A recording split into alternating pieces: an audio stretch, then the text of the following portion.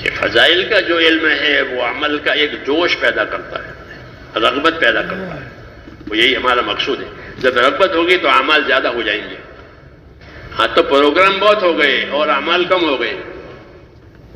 جی ہاں، ضروری عمل کر لو، 200 منٹ پڑھ لو، وتر پڑھ لو، آ جاؤ۔ ہاں، ایسا نہیں ہے، بلکہ اعمال کی برتری، اعمال کی زیادتی یہ مطلوب ہے کہ زیادہ عمل کم۔ اس لیے کہ حضور صلی اللہ علیہ وسلم نے ہر چیز کی فضیلت بتائی ہے۔ پیدل چلنے کی فضیلت ہے، جی ہاں، سواری کی فضیلت ہے، فرض نماز، نفل نماز، جتنی نمازیں ہیں ان تمام نمازوں کی فضیلت ہے۔ سجدہ تلاوت کرے آدمی، سجدہ تلاوت 14 سجدے ہیں، 14 آیتیں ہیں، اس کے 14 سجدے ہیں، ایک سجدہ ہے۔ اس سجدے کی کیا فضیلت ہے؟ مثال دے رہا ہوں، سجدہ تلاوت کیا، پھر سجدہ تلاوت کی کیا فضیلت ہے؟ حدیثوں میں ہے کہ جب بندہ سجدہ کی آیت پڑھ کر سجدہ کرتا ہے تو شیطان ایک طرف جا کے روتا ہے،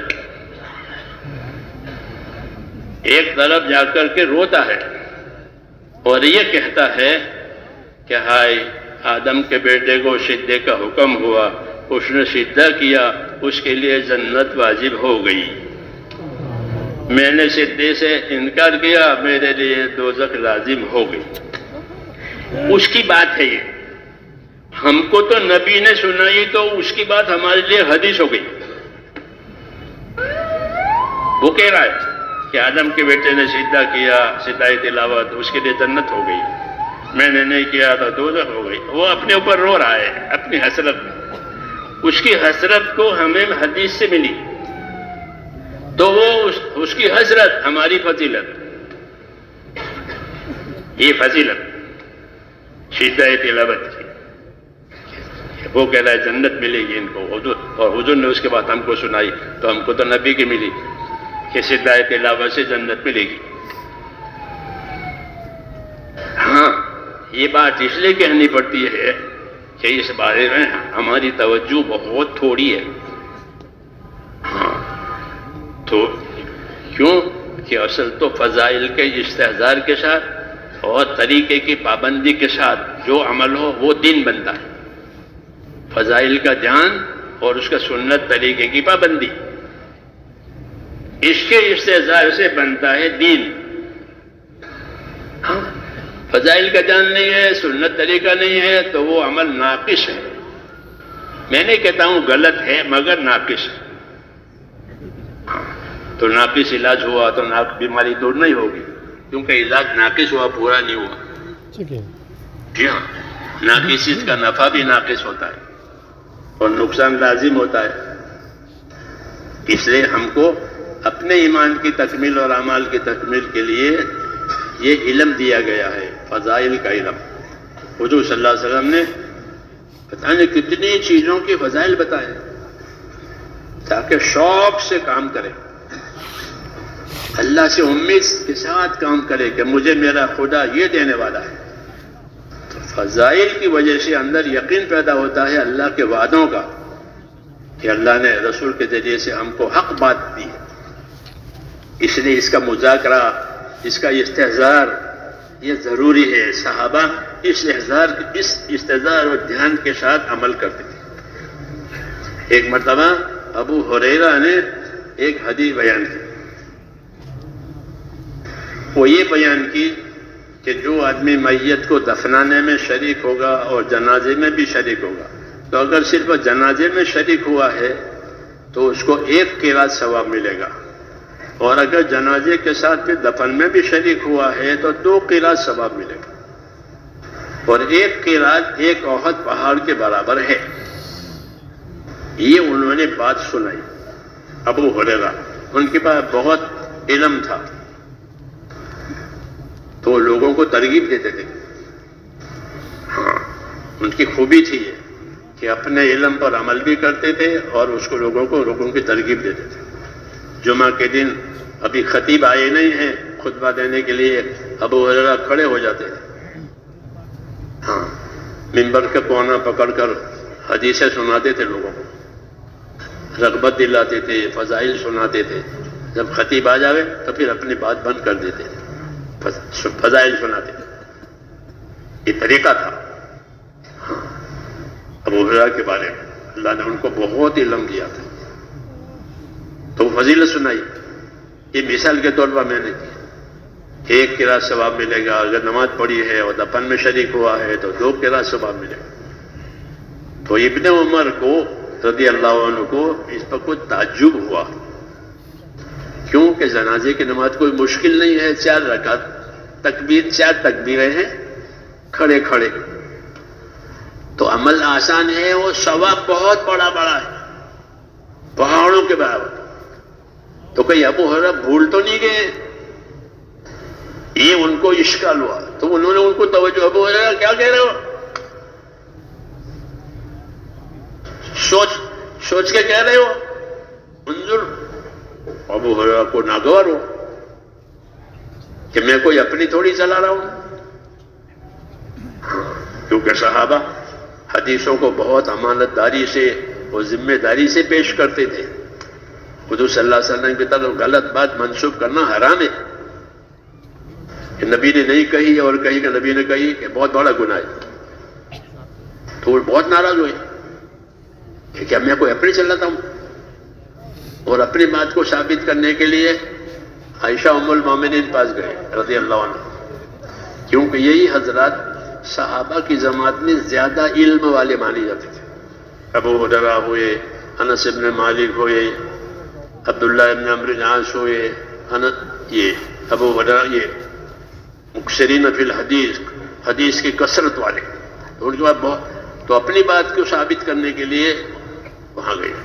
حجرے سے باہر پوچھا کہ ام المومنین، وہ جنازے کی قرات والی حدیث یہ میں نے بیان کی ہے، یہ صحیح ہے؟ کہ ہاں صحیح ہے، یہی صحیح ہے. عائشہ رضی اللہ عنہ نے تائید کر دی. تو ابو ہریرہ نے ابن عمر سے کہا دیکھو میں حضور صلی اللہ علیہ وسلم کے پاس لگا لپٹا رہتا تھا، آپ لوگ تو اپنے کاروبار میں ہوتے تھے، میں لگا لپٹا رہتا تھا. انہوں نے کہا بالکل ٹھیک ہے. اس پر ابن عمر نے یہ کہا کہ ابو ہریرہ کی اس حدیث کو سامنے آنے کے بعد ہم نے تو بہت سی قراتیں برباد کی ہے. یعنی پہاڑوں کے برابر جو ثواب ملتا تھا جنازوں میں شریک ہونے کا، حدیث نہ معلوم ہونے کی وجہ سے جنازوں میں جانے کا اہتمام نہیں کیا، تو کتنے قرات ثواب ہمارا برباد ہو گیا. یہ فضیلت کی وجہ سے پچھتاوا ہوا ہے کہ ہم نے اتنی قرات ثواب، اتنے پہاڑوں کے برابر ثواب نہیں حاصل، کیوں کہ فضیلت معلوم نہیں تھی.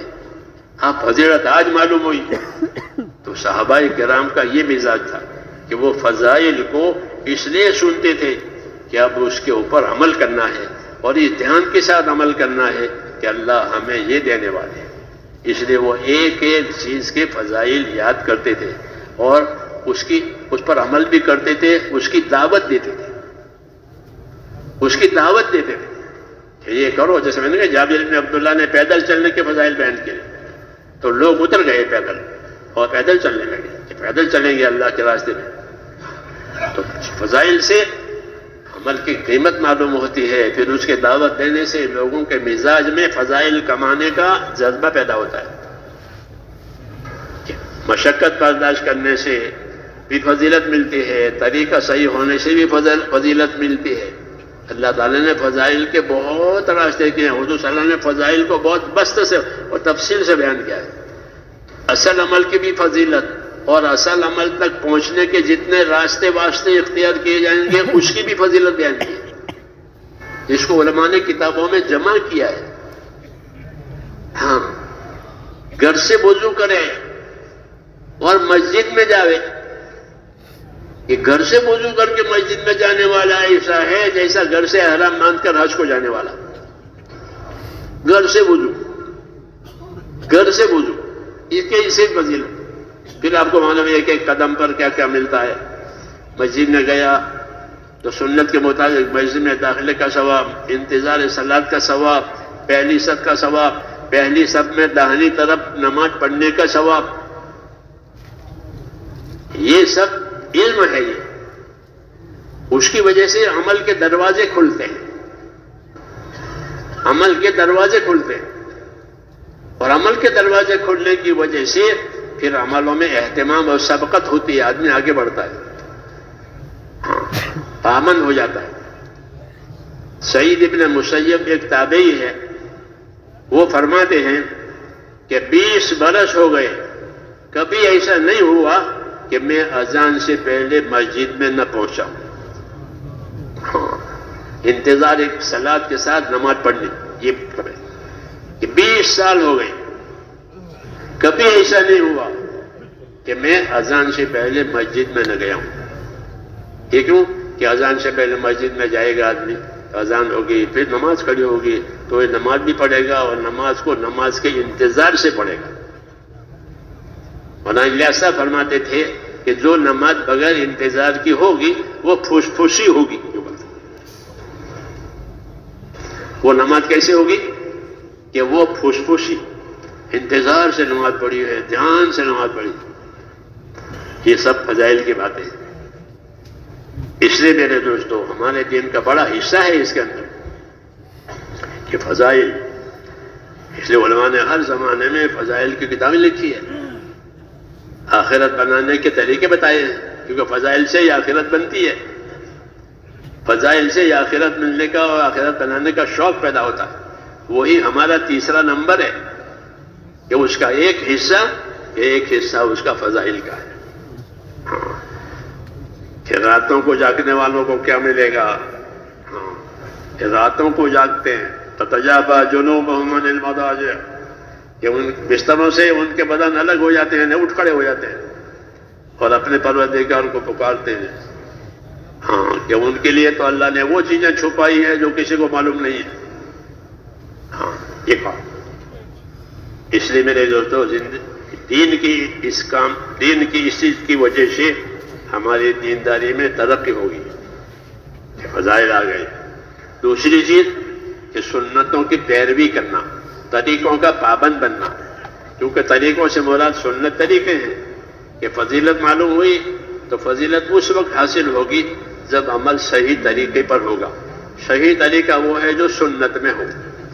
رسول صلی اللہ علیہ وسلم کے سب طریقے اللہ تعالیٰ نے ہم کو دیے ہیں، وہ صحیح طریقے